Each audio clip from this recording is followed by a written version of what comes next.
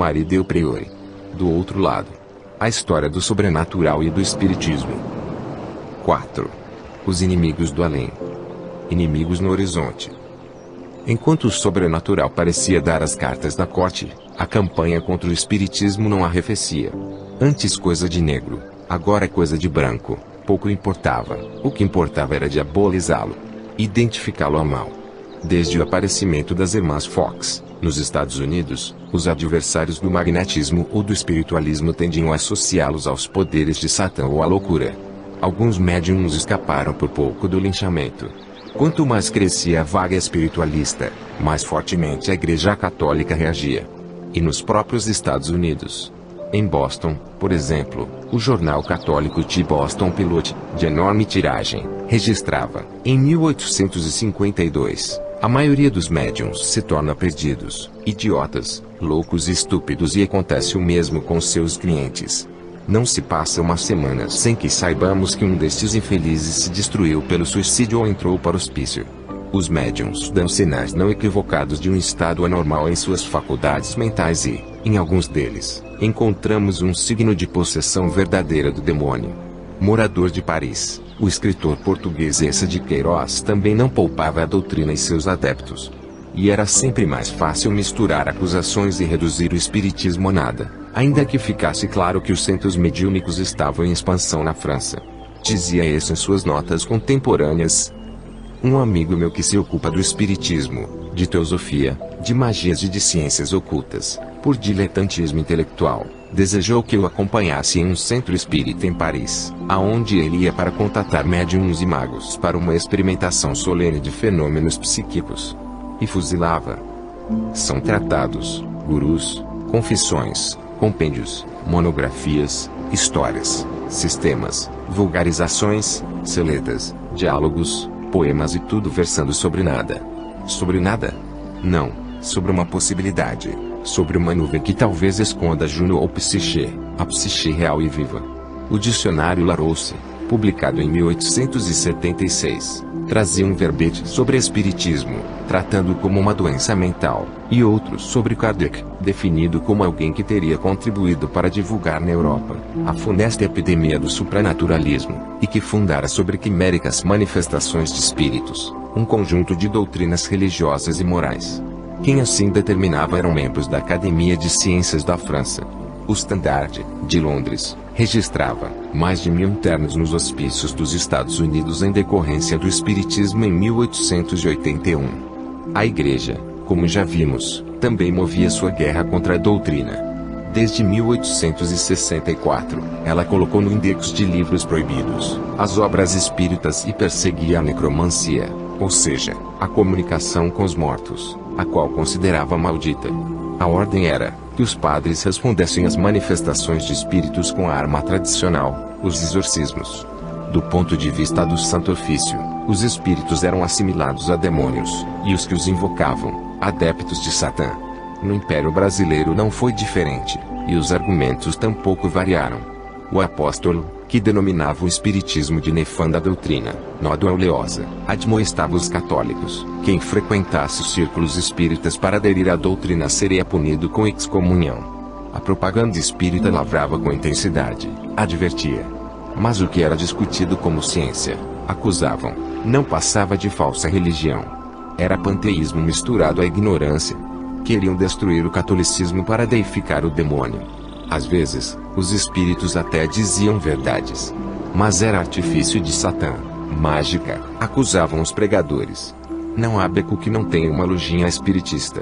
E as consequências? Grande número de vítimas que desesperadas procuram consolo no suicídio enlouquecem. A pastoral do arcebispo da Bahia já não alertara contra o diabolismo, que levava à loucura e ao suicídio. E a imprensa usava suas páginas para contar histórias exemplares contra o espiritismo, como a do inglês John McCarthy.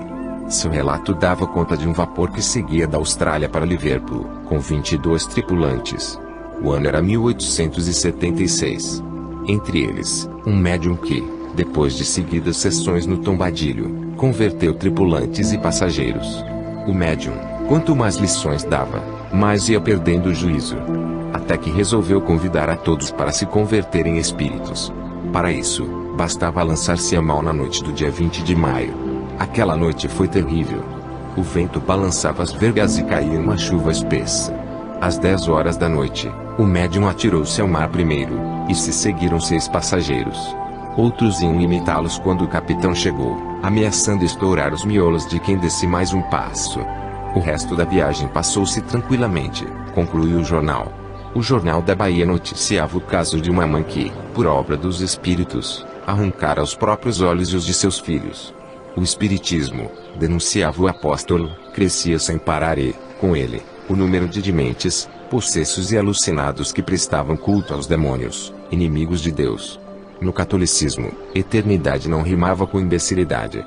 E os seus devotos não eram condenados a graves males ou tratamentos equivocados que exigiam enérgicas providências. O governo estaria cego. Indignava-se o editorialista de O Apóstolo. Na vida materialista em que a sociedade estava mergulhada, o espiritismo não era um simples jogo de mágicas, e sim um desmentido lançado por Beelzebub que lembrava, a vida espiritual existia. Pois tudo que vive só procedia de inspiração divina ou satânica. E eles, os espíritas, emergiam direto do inferno. E tome sermões do bispo na matriz da Candelária, sobretudo durante a Quaresma, contra o grave pecado de entrar em sociedades condenadas pela Igreja.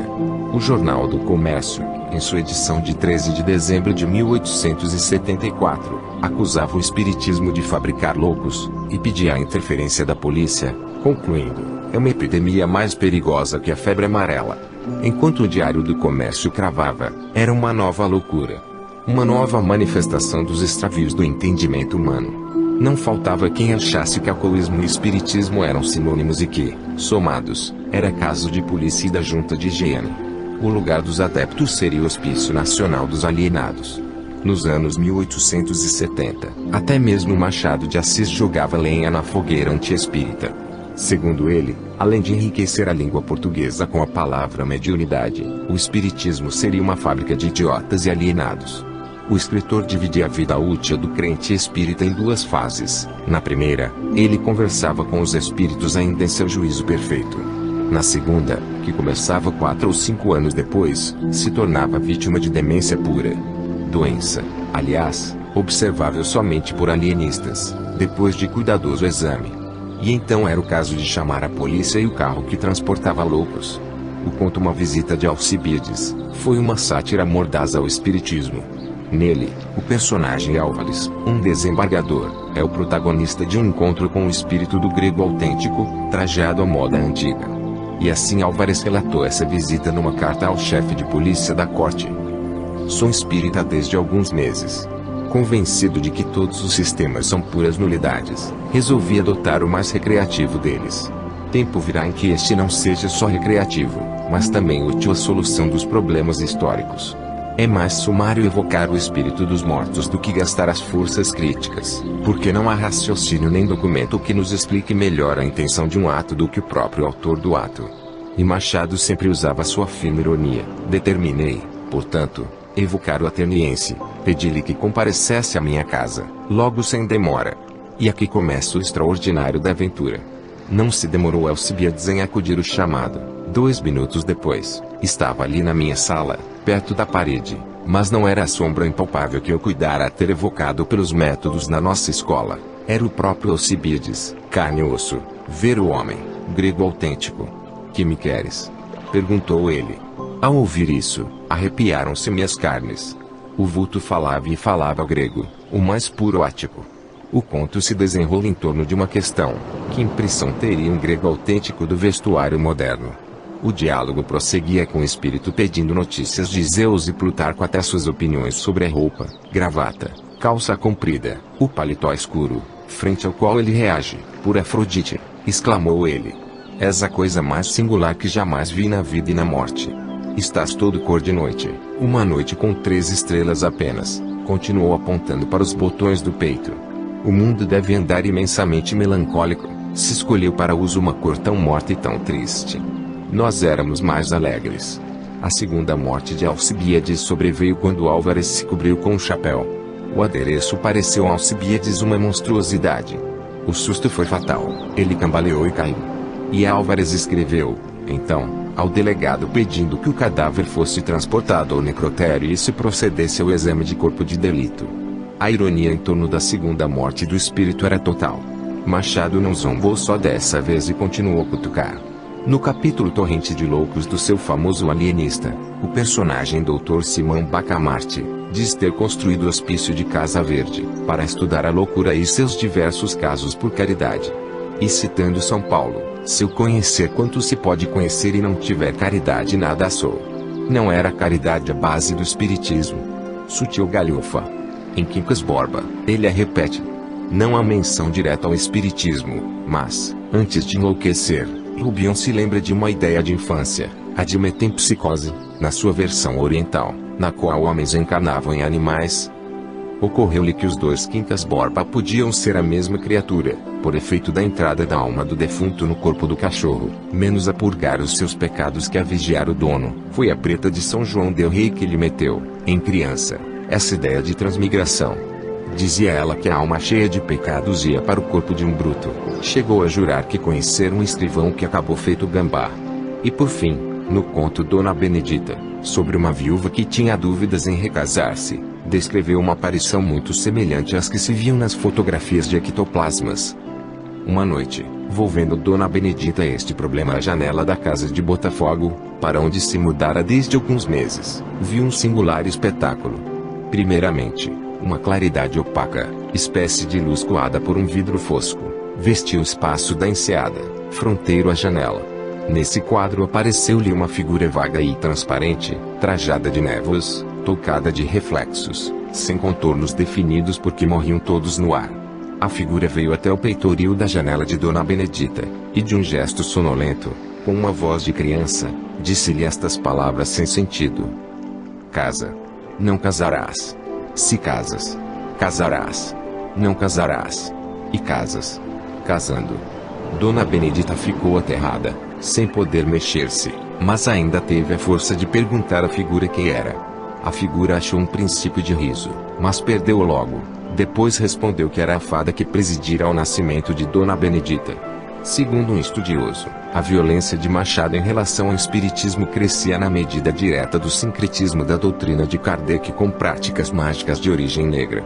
O consumo de chás, poções à base de ervas e produtos de origem animal nos rituais comprometia a saúde mental da população e, no seu entender, só podia terminar com uma solução: a força. Eu, legislador, mandaria fechar todas as igrejas dessa religião, pegava dos correligionários e fazia-os purgar espiritualmente de todas as suas doutrinas, depois dava-lhes uma aposentadoria razoável. Fadas, espíritos, demônios, o sobrenatural seria verdade ou não? A questão é que, nos anos em que Machado publicava seus contos, os espíritas tinham se fortalecido. E se antes demonstravam consideração pela Igreja Católica, agora respondiam com rispidez aos ataques de padres, jornalistas e intelectuais. Pela voz do espírita Joaquim Rebelo Maia, em sua carta a Roma e o Espiritismo, os adversários tiveram que engolir. A senda do absurdo encorajou finalmente a Igreja a proclamar o dogma da infalibilidade papal, sempre cuidadosamente desmentido por tantos papas. A história lhe daria razão.